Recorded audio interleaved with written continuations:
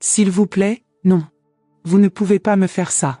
Mon fils Pierre était agenouillé sur le sol de la banque, suppliant comme un enfant. Les larmes coulaient sur son visage tandis qu'il tenait ma jambe. Maman, je vous en supplie. C'était 250 000 €. Toute ma vie. Le directeur de la banque regardait la scène gêné. Une femme de 70 ans observant froidement son fils de 45 ans ramper sur le sol de marbre. Quelle mère ferait ça à son propre fils? Moi. Je le ferai. Et je l'ai fait. Vos 250 000 €? Ma voix sortit glaciale comme l'hiver de Lyon. Pierre, c'était MES 250 000 €. Chaque centime gagné à la sueur de mon front pendant 47 ans tandis que tu me traitais comme une ordure. Vous voulez savoir comment une mère aimante se transforme en pire cauchemar de son propre fils? Comment 48 heures peuvent détruire toute une vie de sacrifice et d'amour? Alors écoutez bien, parce que cette histoire va vous montrer ce qui arrive quand une mère découvre qu'il valait la peine d'être appelée sorcière.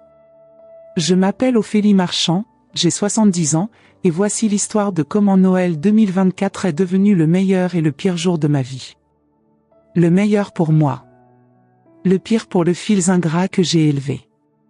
Tout a commencé la veille de Noël, quand j'ai reçu un appel qui a tout changé. C'était le 23 décembre, 19 h. J'étais dans la cuisine de mon petit appartement rue des Martyrs, à Lyon, en train d'assaisonner la dinde de Noël. La même dinde de 15 kilos que j'achetais chaque année, même si elle coûtait presque la moitié de ma retraite. Pierre disait toujours que c'était la meilleure de France. Le téléphone sonna et mon cœur s'emballa de joie. Enfin il appelait pour confirmer l'heure. Allô, maman? Pierre, mon chéri. J'attendais ton appel. La dinde est déjà au four, j'ai acheté ce champagne mouette que tu adores. À quelle heure arrivez-vous demain? Silence. Un silence qui dura une éternité. Maman, à ce sujet, cette année va être un peu différente. Ma main commença à trembler. Comment ça différente? Claire et moi avons décidé de passer Noël chez les parents de Claire. C'est plus approprié pour nous. Approprié. Le mot résonna dans ma tête comme un coup de feu. Mais Pierre, ça fait 40 ans qu'on organise Noël ensemble. J'ai déjà tout préparé, j'ai dépensé presque toute ma retraite. Maman, ne sois pas dramatique. Tu peux manger la dinde toute seule, ce n'est pas la fin du monde. Ce n'est pas la fin du monde. 40 ans de tradition n'étaient pas la fin du monde pour lui. Et Claire, demandai-je, essayant de garder une voix ferme. Elle ne veut pas venir ne serait-ce que quelques minutes? J'entendis un rire étouffé en arrière-plan. C'était Claire. Elle riait. Écoute, maman, Claire a dit quelque chose, elle trouve que tu deviens très triste pendant les fêtes. Tu sais, en pleurant dans les coins, en parlant de papa mort, ça gâche un peu l'ambiance. Je deviens triste parce que je parle de mon mari mort. Son père. Pierre. Ma voix sortit comme un murmure. Je suis ta mère. Oui, et je t'aime. C'est justement pour ça que je suis honnête. Claire pense qu'il vaut mieux que tu passes Noël seule cette année. Peut-être que ce sera bien pour toi de réfléchir. Réfléchir. À 70 ans, seule à Noël, je devais réfléchir. Je vois, murmurai-je. Parfait. Ah, et maman? N'appelle pas demain, on sera occupé. Claire a promis un Noël spécial. La ligne devint muette. Je restai là, debout, tenant le téléphone, regardant la table dressée pour 3 personnes. La porcelaine de ma grand-mère, les bougies rouges, le bouquet de fleurs qui avait coûté 30 €, argent que j'avais pris sur mes médicaments pour la tension. Et alors quelque chose se passa. Quelque chose que je n'avais jamais ressenti en 70 ans de vie. De la haine. De la haine pure et simple. Pas à cause du rejet. Pas à cause de la solitude. Mais à cause du manque de respect. De l'ingratitude absolue. Je marchai jusqu'à la chambre et ouvris le tiroir où je gardais tous les relevés bancaires. Compte épargne, compte courant, placement. Tout au nom de lui, comme ça avait toujours été. 250 000 €. 50 centimes par 50 centimes, économisés pendant 47 ans. Chaque euro là représentait un repas que je n'avais pas pris, un vêtement que je n'avais pas acheté, un médicament que j'avais renoncé à prendre. Chaque centime économisé en pensant, quand Pierre en aura besoin, ce sera là. Je m'assis sur le lit, avec les papiers éparpillés autour de moi. Pour la première fois, ces chiffres ne représentaient pas la sécurité pour Pierre. Ils représentaient le pouvoir. Mon pouvoir. Je pris le téléphone et appelai Claire. Peut-être pourrais-je avoir une explication plus honnête avec elle. Allô? Sa voix semblait irritée. Claire, c'est Ophélie. J'ai besoin de comprendre ce qui s'est passé. Ah, mon Dieu! Si c'est à propos de Noël, Pierre a déjà tout expliqué. Écoute, Ophélie, avec tout le respect que je te dois, tu dois accepter que les choses ont changé. Changé comment?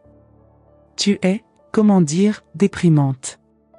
Toujours à parler du passé, toujours avec un air de souffrance. Mes parents sont différents, ils sont joyeux, ils ont une belle maison, ils font de vraies fêtes. Déprimante. Je suis déprimante pour la famille de mon propre fils. Mais je suis sa mère, Claire. Oui, mais ça ne te donne pas le droit de gâcher nos moments spéciaux. Franchement, Pierre ne t'invite que par pitié. Par pitié. 40 ans de Noël par pitié. Je vois, murmurai-je, sentant quelque chose de glacé se répandre dans ma poitrine. Parfait. Ah, et Ophélie? Pierre a dit que tu as de l'argent de côté. Ce serait bien que tu penses à nous faire une donation. On pense acheter une maison plus grande. Une donation. De mes 250 000 €. Une donation? Eh bien, tu ne vas pas vivre éternellement, n'est-ce pas? Et quand tu mourras, cet argent finira par être à nous de toute façon. Ce serait plus intelligent que tu nous le donnes tant que tu peux encore voir notre bonheur. Tant que je peux encore voir leur bonheur avec MON argent. Je vais y réfléchir, répondis-je, avec un calme qui me surprit. Parfait. Ah, et joyeux Noël, Ophélie. Profitant pour, je ne sais pas, regarder la télévision. Elle raccrocha.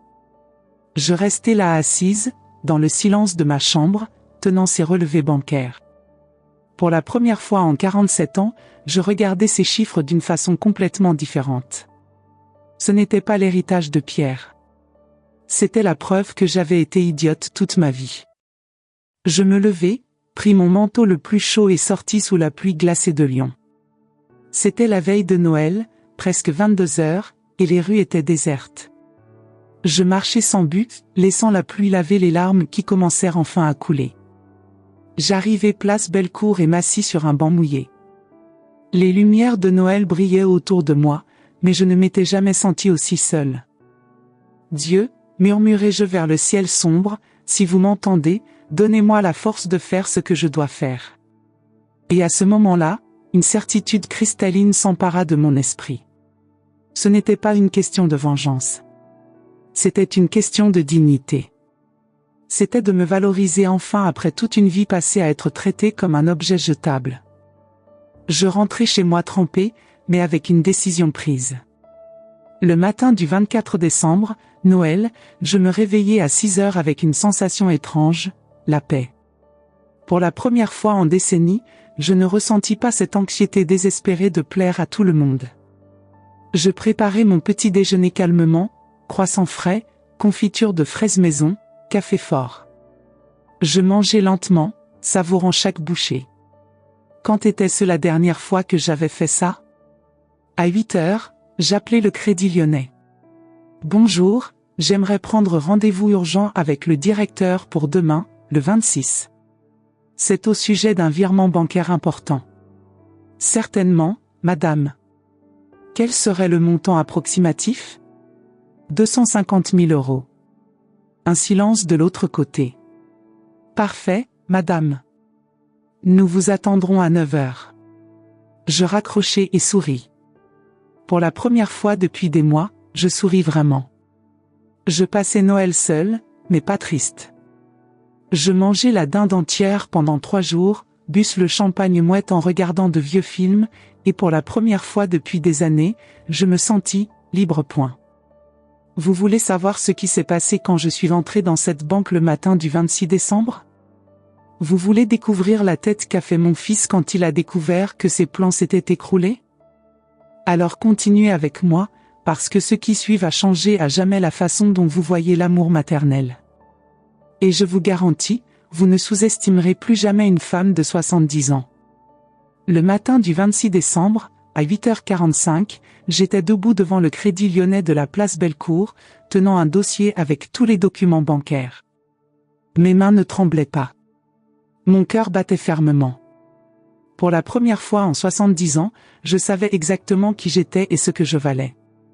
La pluie avait cessé pendant la nuit, mais le ciel était encore gris, comme si tout Lyon pleurait ce qui m'était arrivé la veille de Noël. Mais je n'étais pas triste. J'étais déterminé. J'observais le mouvement sur la place. Des gens pressés retournant au travail après les festivités, quelques touristes prenant des photos de la grande roue, des enfants courant avec des jouets neufs. Toute cette normalité me semblait irréelle. Comment le monde pouvait-il continuer pareil quand ma vie avait complètement changé? Je respirai profondément et entrai dans la banque. La climatisation me frappa comme une rafale glacée, mais pas plus glacée que le cœur de mon propre fils.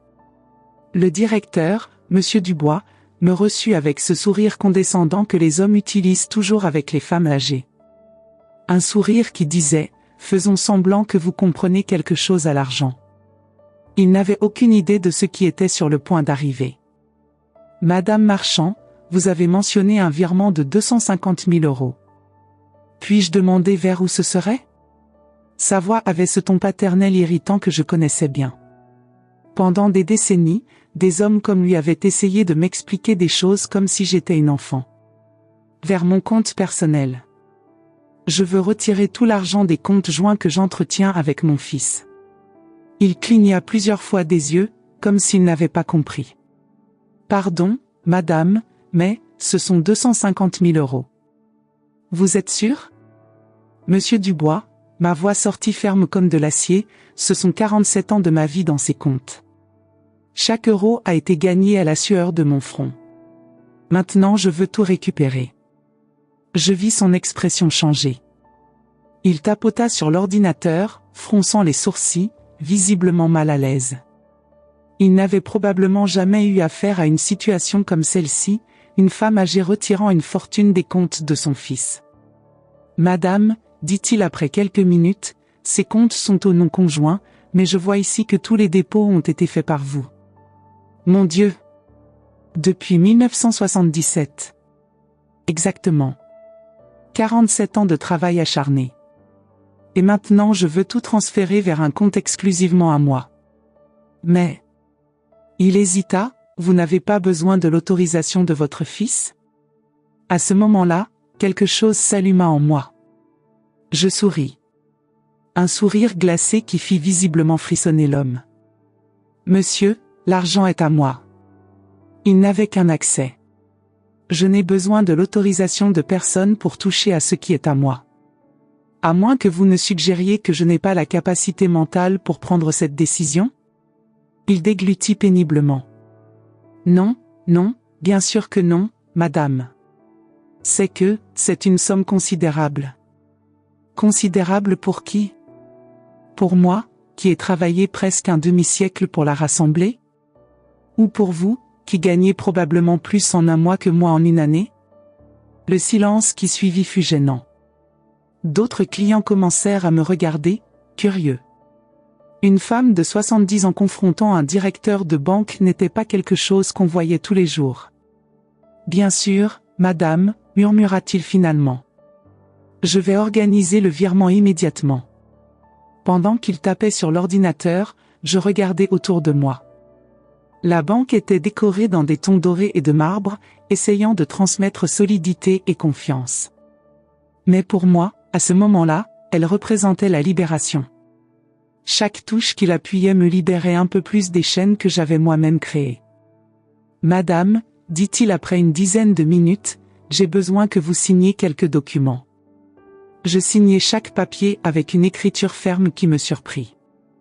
Ma main, qui avait tant de fois tremblé de nervosité en signant de petits chèques pour des achats de base, glissait maintenant assurée sur la paperasse. « Le virement sera traité dans quelques minutes », m'informa-t-il, me remettant une copie de tout. « Parfait. Et je veux aussi que vous envoyiez une notification écrite à mon fils l'informant du mouvement. » Il me regarda surpris. « Vous êtes sûr ? » »« Absolument. Il a le droit de savoir que ses attentes n'étaient que des illusions. » 30 minutes plus tard, c'était fait. 250 000 € transférés vers un compte que seul je contrôlais. Le directeur me remit les reçus avec des mains qui tremblaient légèrement. « Madame, puis-je demander, y a-t-il un problème familial ?» Je le regardai un moment, considérant la question. « Problèmes familiaux. » Comme si c'était quelque chose de simple comme ça. « Plus maintenant, » répondis-je, rangeant les papiers dans mon sac. « Maintenant il n'y a plus aucun problème. Seulement des solutions. » Je sortis de la banque avec une sensation étrange. Mes pas semblaient plus légers, ma posture plus droite.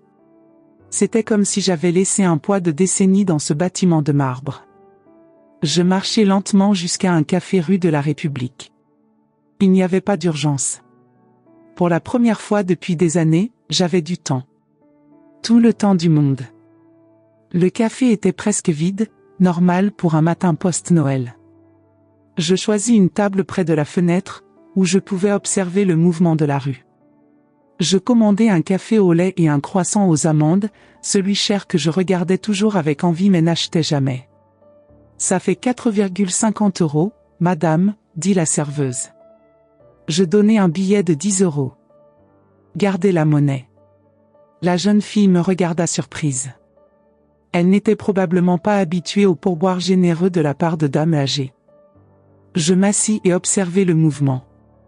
Les gens couraient, chargés de sacs post-Noël, rendant des cadeaux indésirables, achetant des choses en liquidation. Tous semblaient avoir de l'urgence, des obligations. J'étais là, tranquille, buvant le meilleur café que j'ai goûté depuis des années. Savourant non seulement le goût, mais le moment. La liberté. Une mère passa en poussant une poussette, parlant au téléphone. « Oui, maman, c'était un Noël merveilleux. Les enfants ont adoré les cadeaux que tu as donnés. Quand peux-tu venir dîner ?»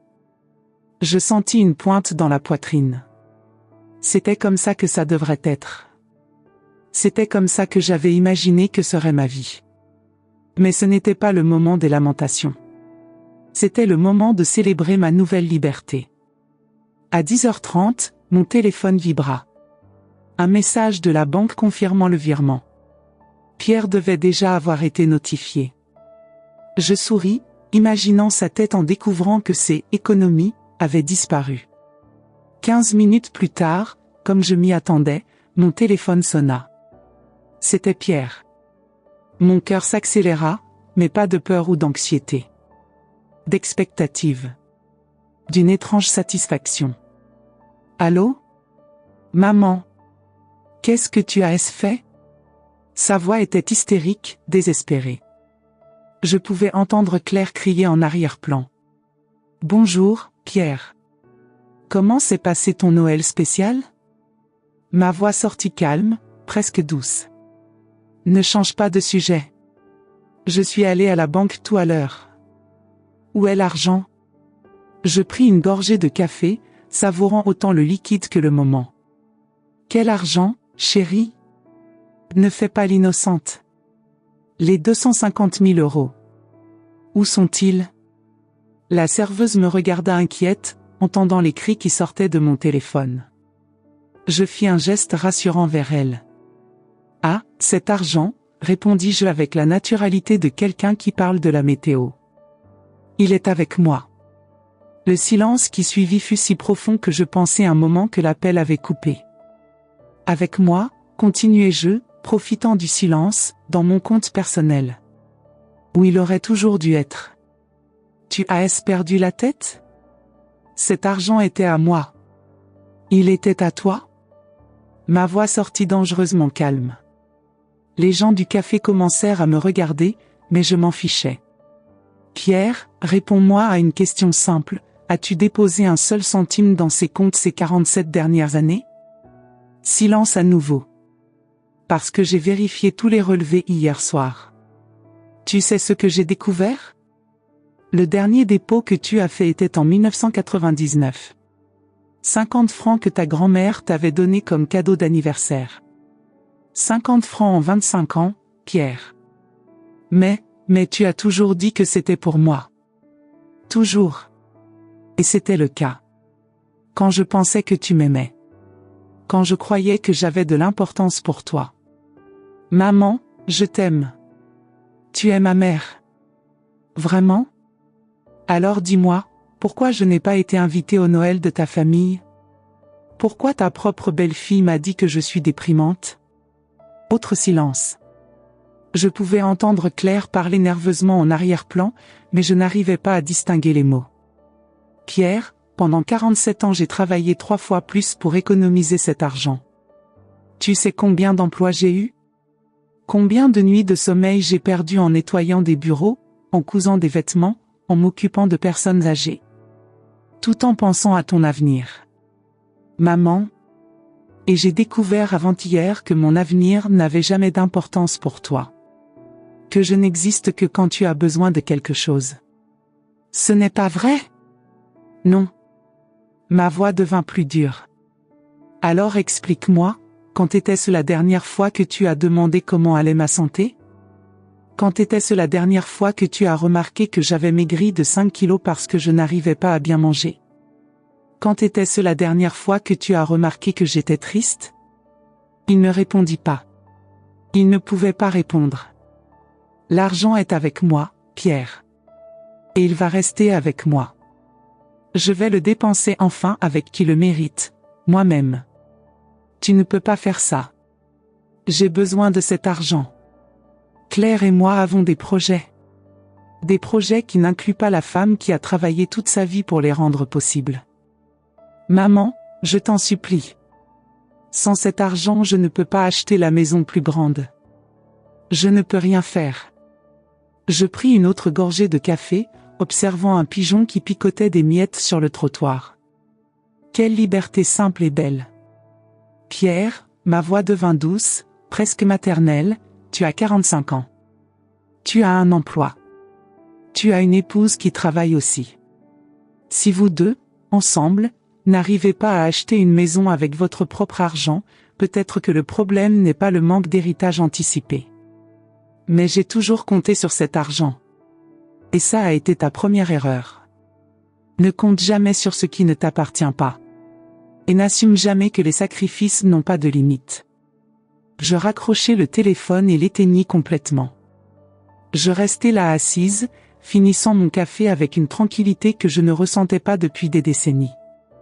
Le pigeon picotait encore sur le trottoir, maintenant accompagné de 2 autres. Simple. Naturel. Sans drame. Pour la première fois depuis des années, l'avenir me semblait non seulement possible, mais intéressant. Je payai l'addition, laissant un autre pourboire généreux, et sortis pour explorer les rues de Lyon comme une touriste dans ma propre ville. Après avoir raccroché avec Pierre, j'ai passé le reste de la matinée à marcher dans les rues de Lyon comme si je découvrais la ville pour la première fois.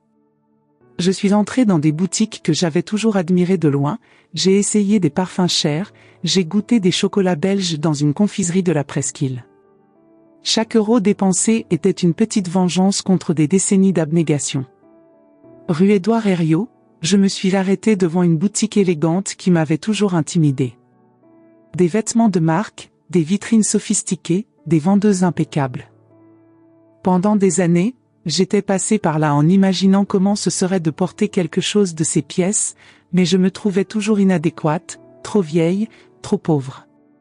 Aujourd'hui, je suis entrée. La vendeuse, une jeune fille d'environ 25 ans avec un maquillage parfait et des cheveux blonds impeccables, m'a regardé de haut en bas. Son regard a évalué mon vieux manteau, mon sac usé, mes chaussures que je ressemelais moi-même depuis des années. J'ai pu voir exactement ce qu'elle pensait. Cette dame a-t-elle de l'argent pour quelque chose ici? Bonjour, dit-elle, sans beaucoup d'enthousiasme, continuant à plier des chemisiers qui étaient déjà parfaitement pliés. Bonjour. J'ai besoin d'une garde-robe nouvelle. Complète. Elle arrêta ce qu'elle faisait et me regarda comme si j'avais parlé chinois. Excusez-moi, vous avez dit. Garde-robe complète. Manteau, robe, chaussures, sac. Tout ce que vous avez de mieux. J'ai besoin de ressembler à ce que je suis vraiment, une femme de valeur. La transformation sur son visage fut instantanée. Le sourire forcé laissa place à une attention genuine. L'argent a ce pouvoir magique de rendre les gens soudainement intéressants. Bien sûr, madame. Je vais demander à notre personal shopper de vous aider. Quel est votre budget? Je n'ai pas de budget. J'ai 70 ans et 47 ans d'économie. Je veux rattraper le temps perdu. 2 heures plus tard, j'avais essayé plus de vêtements que dans les 10 dernières années réunies. Des robes qui me faisaient sentir élégante, des manteaux qui me donnaient une prestance d'exécutive, des chaussures qui transformaient ma démarche. Pour la première fois en décennies, je me suis regardé dans le miroir et j'ai aimé, vraiment aimé, ce que j'ai vu. Vous êtes éblouissante, madame, dit la vendeuse, et pour la première fois elle semblait sincère. Cette couleur fait ressortir vos yeux. C'était presque 3000 € de vêtements. De l'argent qui avant m'aurait fait suer froid rien que d'y penser. Maintenant, j'ai tendu la carte de débit avec la naturalité de quelqu'un qui achète du pain. Vous pouvez livrer à domicile, demandai-je, donnant mon adresse. Bien sûr, madame. Avant 17 heures tout sera chez vous. Je suis sorti de la boutique en portant un ensemble neuf, pantalon de tailleur bleu marine, chemisier de soie crème, blazer structuré. Je me sentais puissante. Digne. Respectable. J'ai marché jusqu'à un salon de beauté qui m'avait toujours semblé inaccessible. Cheveux, maquillage, manucure. 200 € de plus que j'ai dépensé sans ciller. Quand je suis sorti de là, 4 heures plus tard, je me reconnaissais à peine dans le reflet des vitrines. Il était presque 18 heures quand je suis arrivé chez moi. Le portier de l'immeuble me salua avec plus de déférence que d'habitude. Même lui remarqua la différence. Dans l'ascenseur, je regardais mon reflet dans le miroir embué. La femme qui me regardait se tenait droite, menton levé, yeux brillants d'une confiance que je n'avais pas vue depuis des décennies. Ce n'était pas seulement les vêtements ou le maquillage. C'était quelque chose d'interne qui s'était modifié. J'ouvris la porte de l'appartement et là il y avait 47 appels manqués de Pierre, 23 de Claire, et 12 messages textes qui variaient entre supplications désespérées et menaces voilées. Je lus quelques-uns des messages. Maman, s'il te plaît, parlons comme des adultes. Tu ne peux pas être sérieuse. Claire fait une crise de nerfs. Cet argent était pour notre nouvelle maison. Tu détruis notre famille. Notre famille. Comme si j'en faisais partie. J'allumai le téléphone et il sonna immédiatement. C'était Pierre, comme je m'y attendais. Maman. Enfin. Où étais-tu? Pourquoi tu ne répondais pas? Bonsoir, Pierre. J'étais en train de dépenser mon argent. Une expérience nouvelle et très agréable. Ce n'est pas ton argent. Tu l'as économisé pour moi. Je l'ai économisé pour toi quand je pensais que tu m'aimais. Les circonstances ont changé. S'il te plaît. On doit parler en personne. C'est de la folie. Je regardais mon reflet dans la fenêtre du salon. La femme élégante qui me regardait ne semblait pas disposée à reculer. Bien sûr, Pierre. Viens chez moi. Maintenant. Et amène ta femme aussi. Il est temps d'avoir une conversation honnête. On arrive déjà. On est dans l'ascenseur. Intéressant. Ils étaient déjà dans l'immeuble, probablement depuis des heures, attendant que j'arrive. L'urgence était telle qu'ils n'avaient même pas attendu d'être invités. Parfait. Je vais préparer du café. Je raccrochai et allai dans la cuisine. Je préparais du café dans le service en porcelaine de ma grand-mère, le même que j'utilisais seulement pour les occasions spéciales. Aujourd'hui était spécial. C'était le jour où j'allais enfin dire la vérité. 2 minutes plus tard, la sonnette retentit. J'ouvris la porte et faillis m'amuser de l'expression de choc sur le visage de Pierre. Il ne m'avait clairement pas reconnu pendant quelques secondes. « Maman » demanda-t-il, incertain. « Qui d'autre ce serait » répondis-je, lui laissant l'espace pour entrer.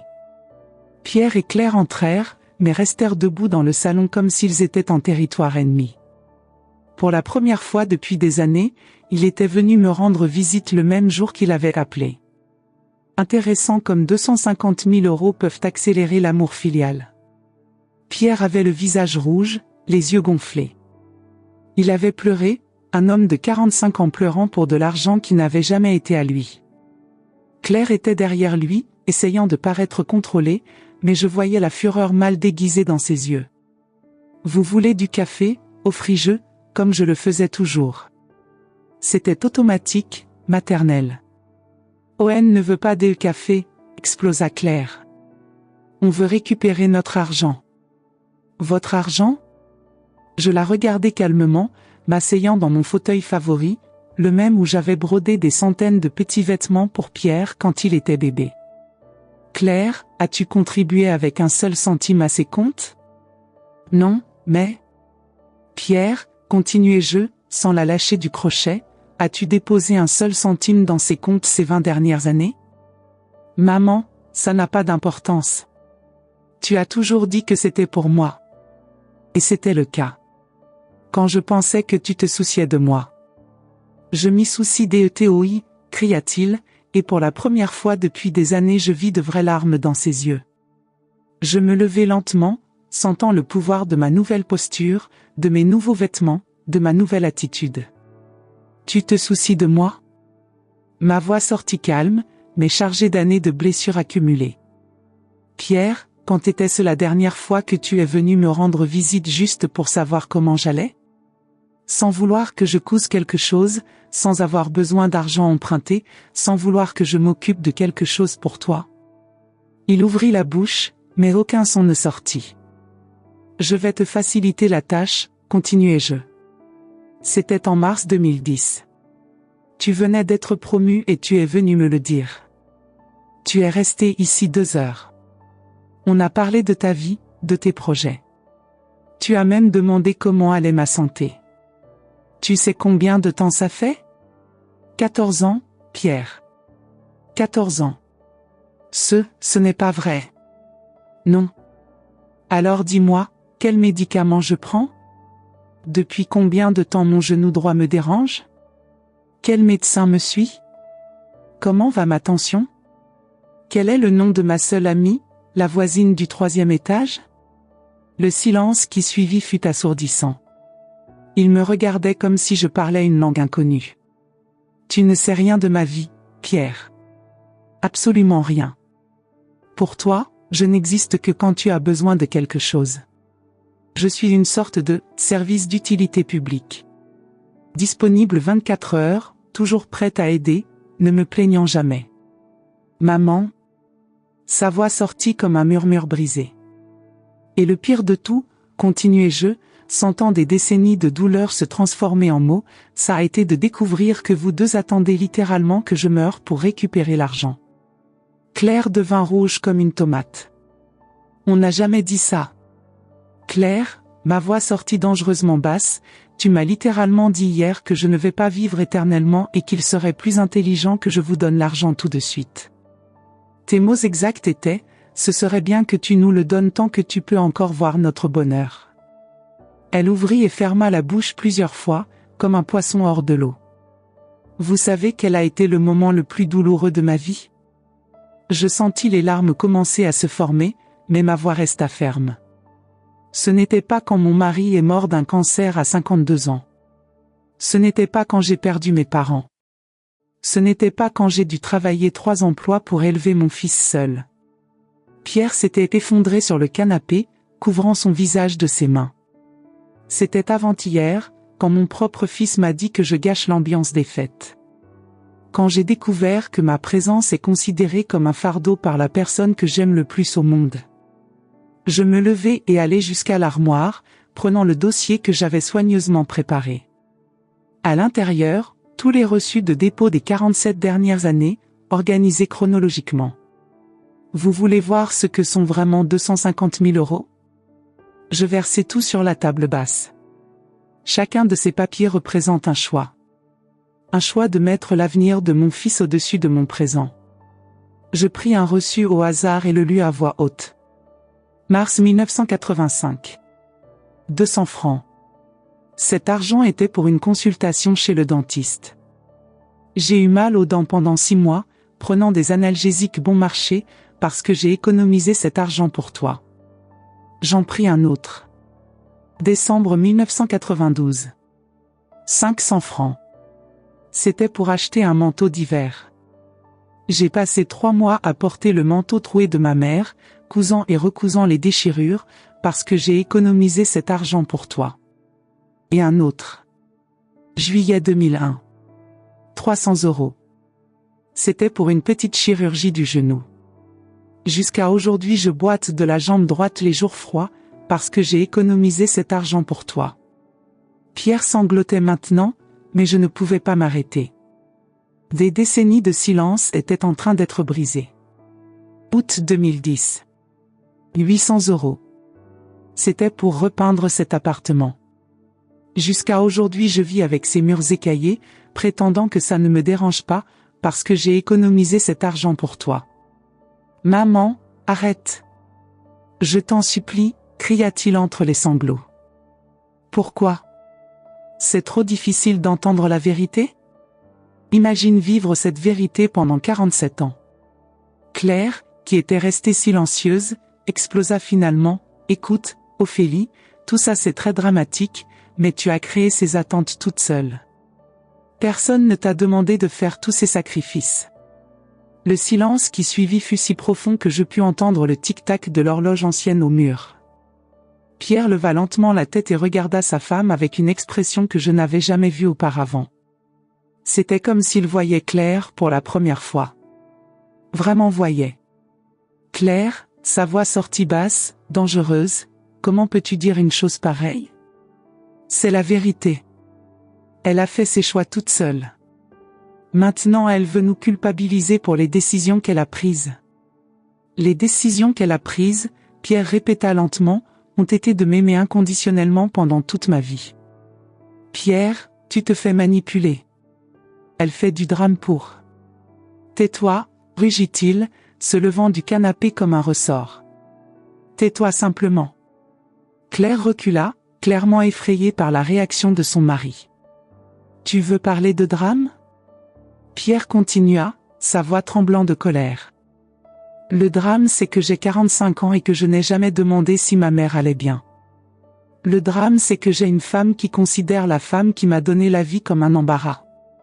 Pierre, tu as perdu la tête? Je n'ai dit que la vérité. La vérité? Il fit un pas vers elle.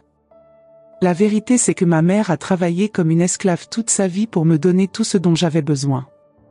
La vérité c'est que je suis devenu un ingrat égoïste qui ne pense qu'à l'argent. Tu exagères? J'exagère? Alors explique-moi pourquoi ma mère a dû découvrir par Internet que j'ai été promu l'année dernière. Pourquoi je n'ai jamais raconté rien d'important de ma vie? J'observais la scène en silence, voyant mon fils comprendre enfin la dimension de ce qui était arrivé à notre relation. Tu sais quoi, Claire, dit-il, sa voix devenant dangereusement calme. Sors. Sors de la maison de ma mère. Maintenant. Quoi? Pierre, tu ne peux pas être sérieux. J'ai dit, sors. Et ne reviens pas tant que tu n'auras pas compris que la femme qui m'a élevé mérite plus de respect que n'importe qui dans ce monde. Claire le regarda, puis me regarda, avec une expression d'incrédulité totale. Vous vous méritez l'un l'autre. Vous êtes complètement fou. Elle prit son sac et se dirigea vers la porte, mais s'arrêta et se tourna vers moi. Ophélie, tu vas le regretter. Sans nous, tu vas mourir seule et oubliée. Claire, répondis-je avec un calme qui me surprit, je mourrais déjà seule et oubliée. La différence c'est que maintenant j'ai choisi. Elle sortit en claquant la porte si fort que les cadres au mur tremblèrent. Pierre et moi restâmes seuls dans le silence lourd du salon. Il restait debout, regardant la porte par où sa femme était sortie, comme s'il n'arrivait pas à croire ce qui venait de se passer. Lentement, il se tourna vers moi.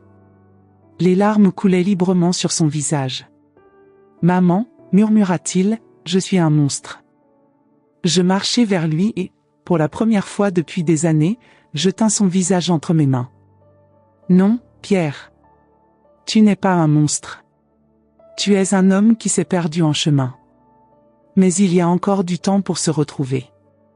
Comment j'ai pu te faire ça? Comment j'ai pu être si ingrat? Parce que je l'ai permis. Parce que pendant 45 ans j'ai appris que c'était normal de me traiter comme un objet. J'ai créé ce modèle, Pierre. Et aujourd'hui j'ai cassé ce modèle. » Il s'agenouilla par terre dans le salon, tenant mes mains. « L'argent, tu peux garder tout. Je ne mérite pas un centime.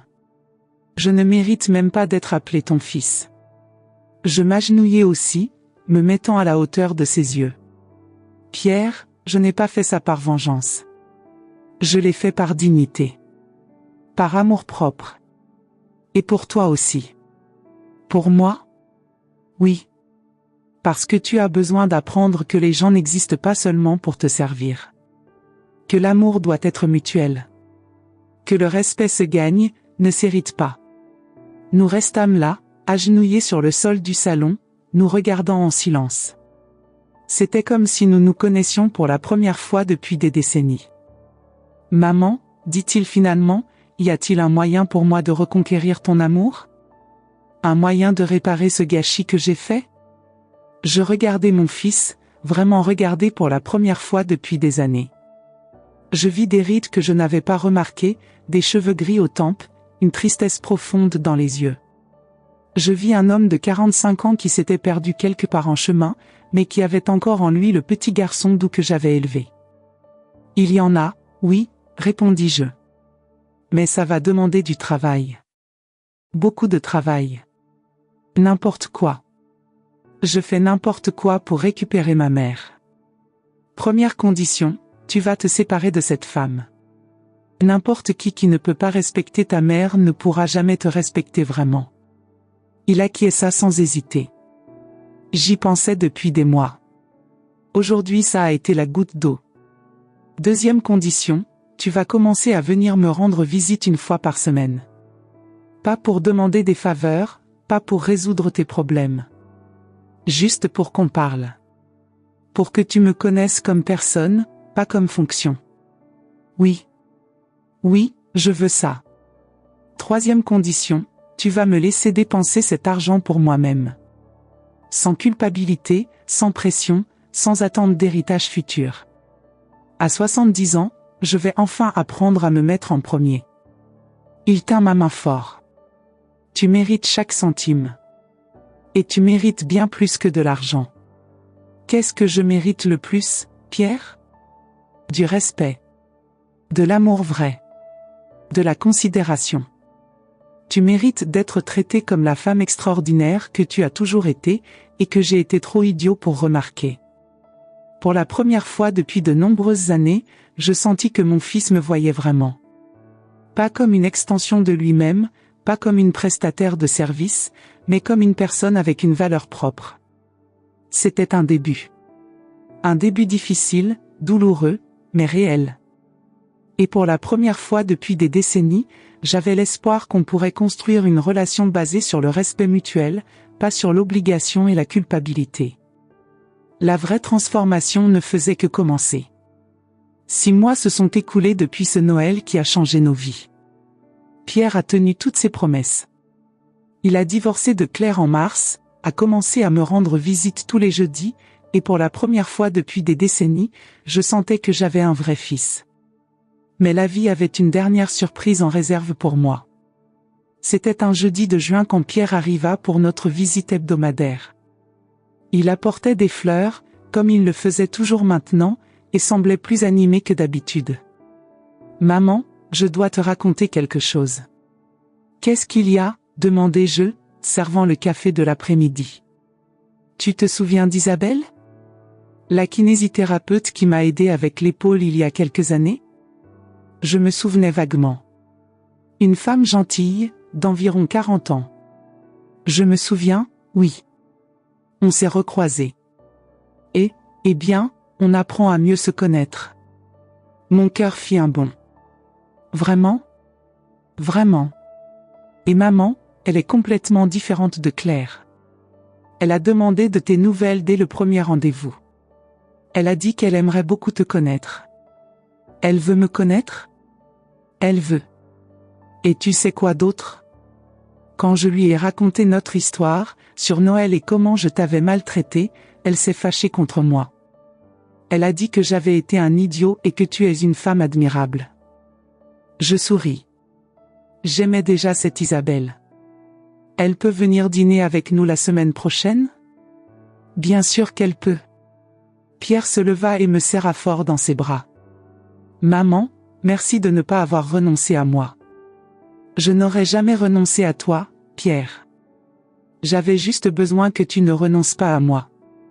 Une semaine plus tard, Isabelle vint dîner. Elle était exactement comme Pierre l'avait décrite, gentille, respectueuse, intéressée à me connaître vraiment. Pendant le dîner, elle posa des questions sur ma vie, rit de mes histoires, et proposa même de m'apprendre quelques exercices pour le genou. Quand ils partirent, je savais que mon fils avait enfin trouvé quelqu'un qui comprenait la valeur de la famille. Mais le plus grand changement était arrivé à moi. Avec les 250 000 €, j'ai fait des choses que je n'aurais jamais imaginé faire à 70 ans. J'ai voyagé en Toscane, un rêve de 40 ans. J'ai complètement rénové mon appartement. J'ai acheté de beaux vêtements, je suis allé chez le coiffeur chaque semaine, j'ai engagé une femme de ménage pour ne plus avoir besoin de me tuer à nettoyer. Et le plus important, je me suis inscrite à des cours de peinture. J'ai découvert que j'avais du talent. À 70 ans, j'ai découvert que je pouvais créer de l'art. Mes aquarelles ont commencé à attirer l'attention, et j'ai même vendu quelques-unes à une galerie locale. Pierre était fier quand il vit ma première exposition. Maman, tu as toujours eu ça en toi? Toujours. Je n'avais juste jamais eu le temps ni l'argent pour le découvrir. Pourquoi tu ne m'as jamais dit que tu aimais peindre? Pierre, tu n'as jamais demandé ce que j'aimais. Il baissa la tête, mais cette fois pas de honte. De réflexion. Maintenant je demande, dit-il. Et je veux tout savoir. En septembre, Pierre et Isabelle se sont mariés dans une cérémonie petite et intime. J'étais au premier rang, portant une robe bleue royale que j'avais achetée spécialement pour l'occasion. Elle coûtait 800 €, plus que ce que je dépensais pour moi en une année entière avant. Pendant la fête, plusieurs amis de Pierre vinrent me parler.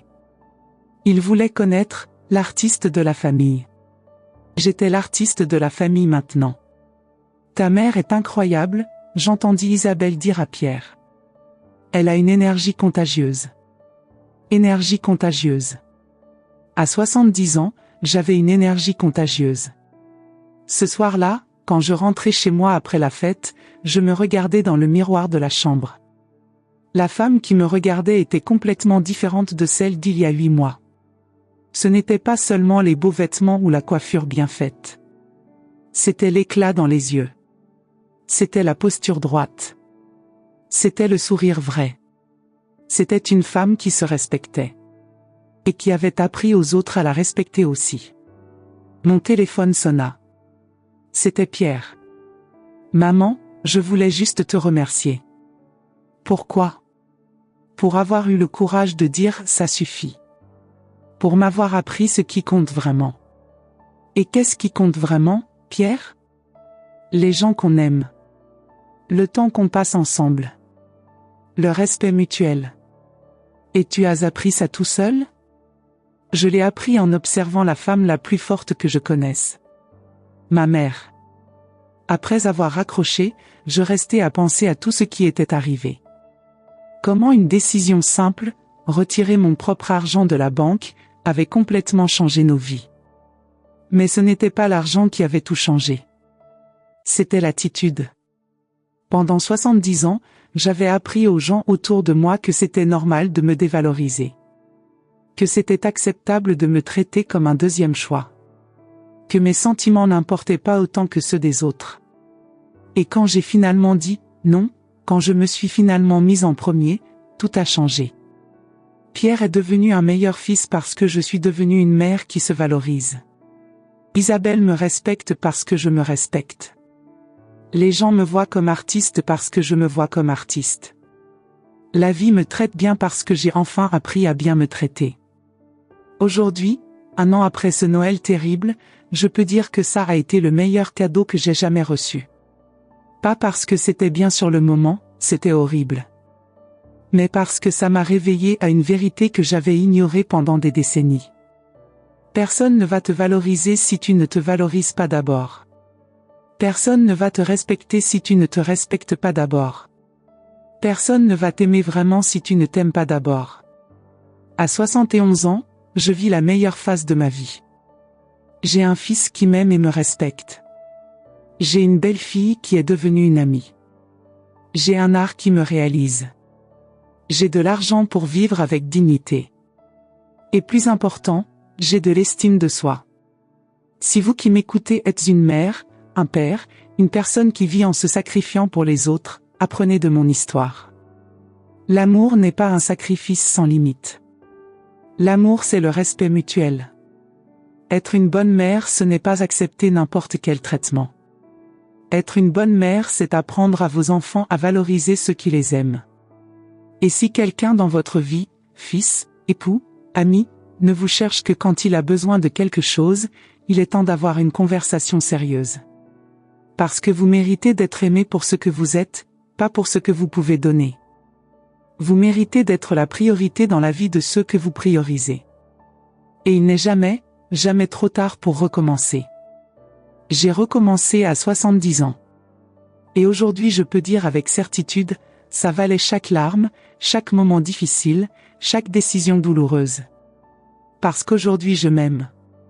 Et ça a fait toute la différence. Quand j'ai retiré ces 250 000 € de la banque, ma main n'a pas tremblé une seule seconde. Mais je sais que beaucoup d'entre vous qui m'écoutez maintenant, vos mains auraient tremblé. Pas de peur de l'argent, mais de peur de décevoir vos enfants. Combien d'entre vous ont déjà passé Noël seuls pendant que leurs enfants étaient occupés avec d'autres familles? Combien ont déjà entendu qu'ils sont dramatiques quand ils demandent un peu d'attention? Écrivez dans les commentaires un seul mot. Un mot qui résume ce que vous ressentez après avoir écouté mon histoire. Je lirai chacun d'eux. Et si vous voulez savoir comment ma vie a changé après cela, parce qu'elle a changé bien plus que vous l'imaginez, abonnez-vous à la chaîne. Parce que j'ai d'autres histoires à raconter. Des histoires de gens comme nous, qui ont découvert que l'âge n'est qu'un chiffre quand on décide de valoir quelque chose. Certaines vérités font mal. Mais se libérer fait encore plus mal au début.